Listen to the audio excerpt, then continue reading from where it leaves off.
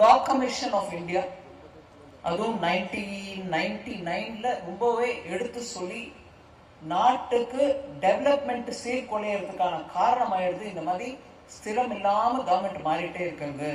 இதை நம்ம யோசிக்கணும். சீக்கிரத்துல வேற ஏதாவது முடிவு எடுத்து அந்த ஸ்டெபிலிட்டி ஃபேக்டருக்கு நம்ம ஒர்க் பண்ணணும். ஏன்னா ஜனநாயகத்துல மக்களுடைய ஓட்டுக்கு எவ்வளவு முக்கியம் இருக்கோ அந்த முக்கியத்துவம் எப்ப பலன் கிடைக்கும்?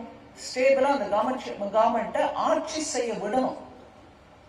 ஆட்சி செய்ய விடாம தடுத்துக்கிட்டு அவங்களுக்கு மேலும் மேலும் ஸ்திரம் இல்லாம அவங்க இன்னையா நம்ம கட்சி இப்படி வந்துருச்சா, இல்ல நம்ம கவர்மெண்ட் சீர்குலையுதா, நம்ம கவர்மெண்ட் சப்போர்ட் குறையுதா அப்படிங்கிற அந்த இன்ஸ்டெபிலிட்டி மூலமா தான் growth affect ஆகும். growthன்னு எப்போதும் growth பத்தி ஏன் பேசுறோம்? நல்ல growth இருந்துச்சுன்னா எல்லாரும் முன்னேறதுக்கான வாய்ப்புகள் கிடைக்கும்.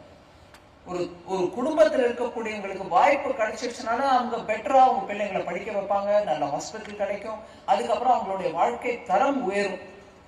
அந்த வாழ்க்கை தரம் உயர்றதுக்கு அவங்கள தவிர வேற யாரும் பெட்டர் ஜட்ஜா இருக்க முடியாது. நீங்க எப்படி இருங்க, நீங்க ஏழ்மையிலேயே இருங்கன்னு சொல்ல மாட்டோமே, யாருமே சொல்ல மாட்டோம். அதனால அந்த stability for the government is a very important factor.